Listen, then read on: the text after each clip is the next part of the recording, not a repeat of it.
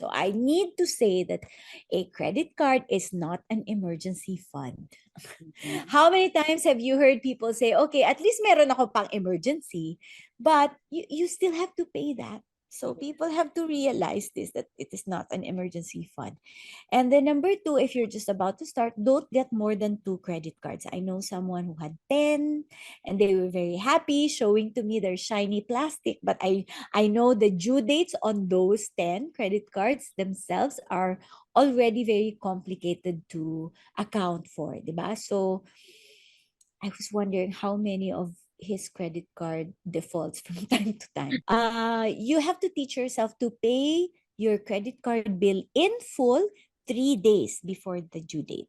Especially if you're doing online transactions, because when you pay now, when you pay today, the money will not be credited to you until 2 or 3 days after your payment. I don't know how that is. This is very inconvenient and not very efficient. And I hope the banks change that.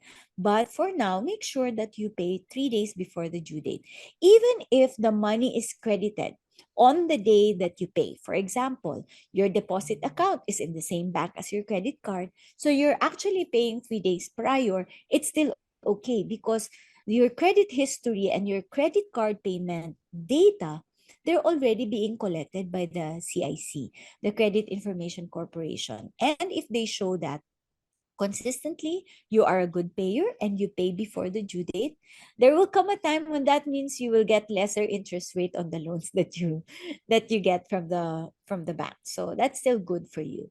Right. And then you need to know about your credit card cycle. Now, this is like doctorate level degrees for credit card tips. What is a credit card cycle? In your billing, the first time they send you your billing, they will tell you that your credit card cycle begins, let's say mine begins on the 20th. All your transactions will be shown in the next billing. So if it was the 20th yesterday and it's the 21st now, and you charge now, the billing, the due date of that will come after 20 days after you receive your latest bill. And then your bill, when you get your bill, you have another 20 days to pay it. So that means if you swipe right after your card cycle ends, you have 40 days of free money. If you're a businesswoman like me, that is very important. It can help you manage your cash flow system. It can help you, for example, create new business.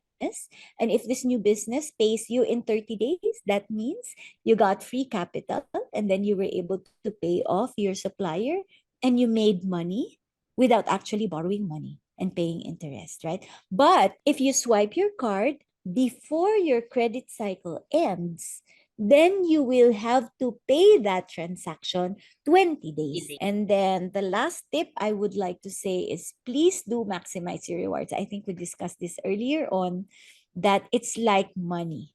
Rewards is like money for those who know how to use your credit card wisely. So it's better to swipe than pay in cash, because maybe for every 30 pesos, you get 1 peso savings. If your transaction is 100,000 per month, that's a lot.